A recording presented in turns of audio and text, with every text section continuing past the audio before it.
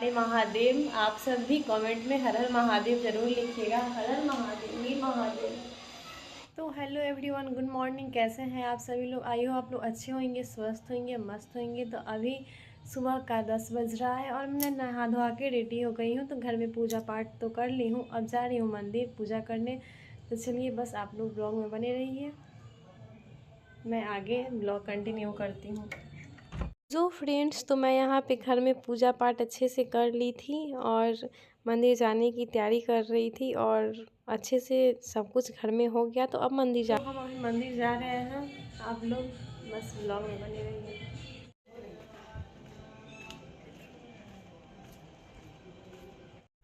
तो मैं यहाँ पे मंदिर में पहुँच गई थी और ये है हमारे भोलेनाथ, हर हर महादेव। तो मतलब मंदिर में पहुँचते ही मैं जल वगैरह घर से ही लेके गई थी अच्छे से रख के। तो मैं वहाँ पे भोले बाबा को जल चढ़ा रही हूँ, जो भी मन में होता है कह के, और भोले बाबा को जल चढ़ा रही हूँ। मुझे बहुत अच्छा लग रहा था, मैं पूजा कर रही थी। और यहाँ पे ना स्पेस कम है तो खड़ा होने या बैठने में ना थोड़ा नहीं बनता है, तो मैं ऐसे बैठ गई थी, बैठ के ही पूजा कर रही थी। और यहाँ पे मैं बेलपत्र वगैरह चढ़ा रही हूँ भोले बाबा को। बेलपत्र, फूल, ये सब मैं लेके गई थी अच्छे से। तो वो जनेऊ वगैरह होता है ना, रुद्राक्ष टाइप का, वो भी लेके जाना चाहिए था, बट मैं भूल गई थी।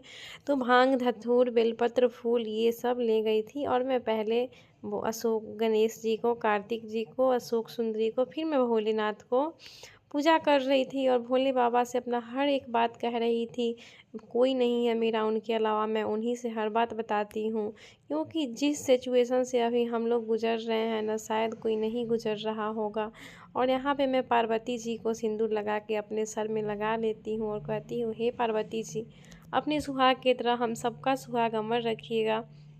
यही कामना करते हुए मैं पूजा कर रही थी और मुझे बहुत अच्छा लग रहा था। फिर मैं नंदी बाबा का पूजा करने चली गई थी। उधर साइड में ही नंदी बाबा रहते हैं। कहते हैं ना कि नंदी बाबा से जो बात बोलो वो नंदी बाबा भोले बाबा तक ज़रूर पहुंचाते हैं। तो आप सब भी नंदी बाबा का भी पूजा अच्छे से कीजिएगा। और यहाँ पे मैं पूजा पाठ कर रही थी। काफ़ी दिन से मैं सोच रही थी कि मंदिर जाऊंगी, मंदिर जाऊंगी। फाइनली आज मुझे फूल बेलपत्र की वजह से ही मैं नहीं जा पाती हूँ। सोचती हूँ यार, बेलपत्र नहीं मिलता है यहाँ पे तो कैसे जाऊंगी।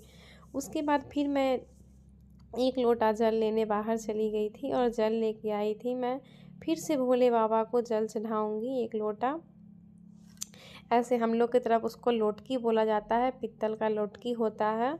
तो उसको मैं उधर, फिर गणेश जी और पार्वती जी हैं ऊपर में, तो वहाँ पे भी मैं पूजा कर रही थी। पार्वती जी को सिंदूर वगैरह लगा के प्रसादी वगैरह चढ़ा रही थी।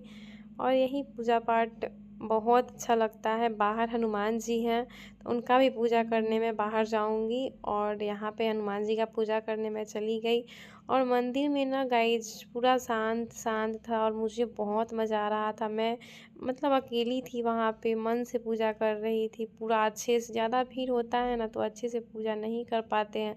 और यहाँ पे मैं प्लेट लगा दी थी, वहाँ पे जल गिरता है जहाँ से, वहाँ पे, और जल चढ़ा रही थी। मुझे हम लोग अपने मतलब होता नहीं है, जो भी इंसान अपने मन में कुछ कह के और लाता है, भोलेनाथ पे चढ़ाया हुआ जल पिया जाता है, बहुत अच्छा होता है।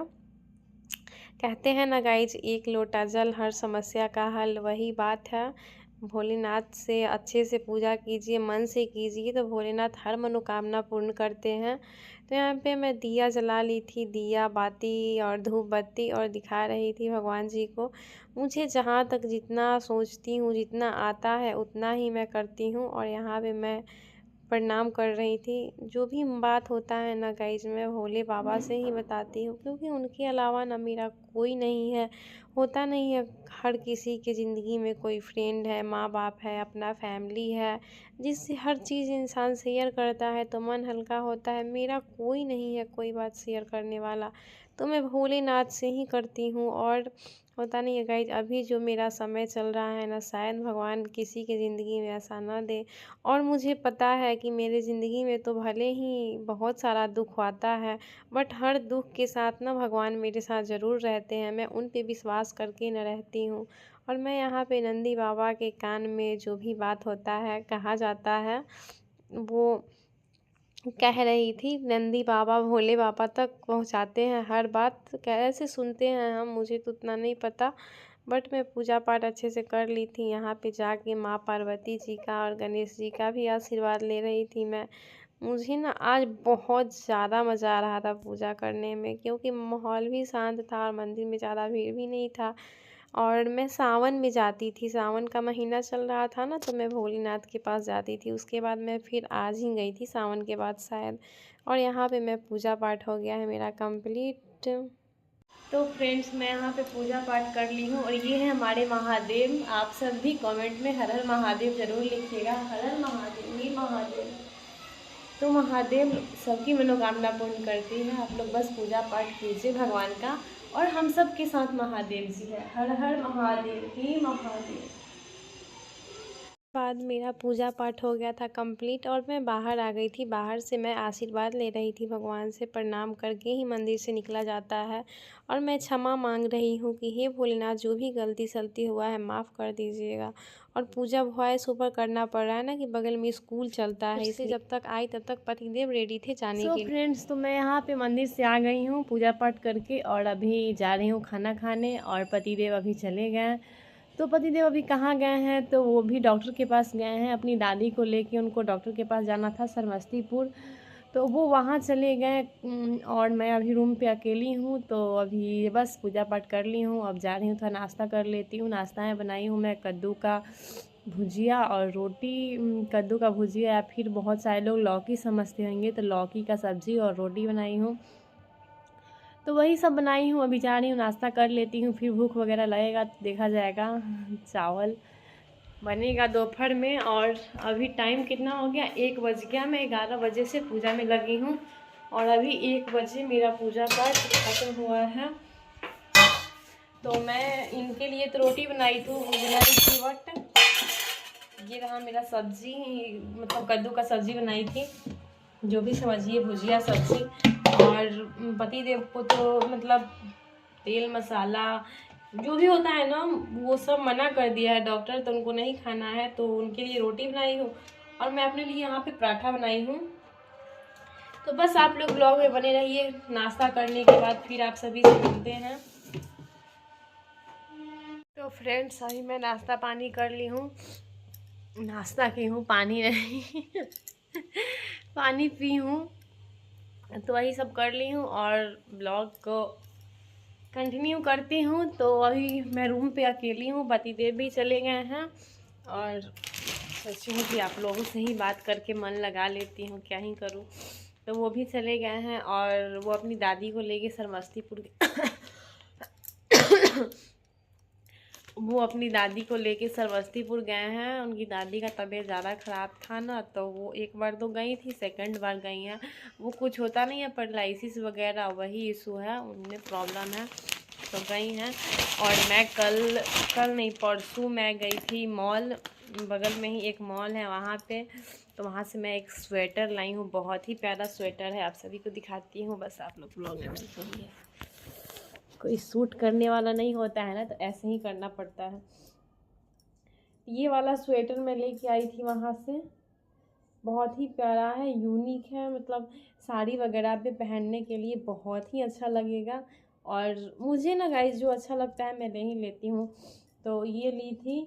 और मेरे पास जीन्स बहुत ज़्यादा था, बट टॉप नहीं था, तो मैं ये एक टॉप ली थी, देख सकते हैं आप लोग।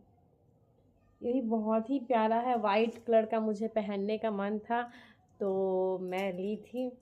और ये एक टी शर्ट है, ये वाला, तो ये सब बहुत ही प्यारा लग रहा है। और ये सॉक्स था और जूना वगैरह कुछ कुछ ली थी, बर्तन वगैरह साफ़ करने वाला होता नहीं है, वही सब। तो वो सब मैं गांव भेज दी हूँ और यही इतना सारा सामान लेके आई थी, तो मुझे अच्छा लगा तो मैं ले ली। मैं गई थी ऐसे। और एक चीटर लाई पतिदेव के लिए, तो वो पहन के गए हैं अभी, तो कभी दिखाऊंगी वो भी। तो यही सब मैं लेके आई थी। और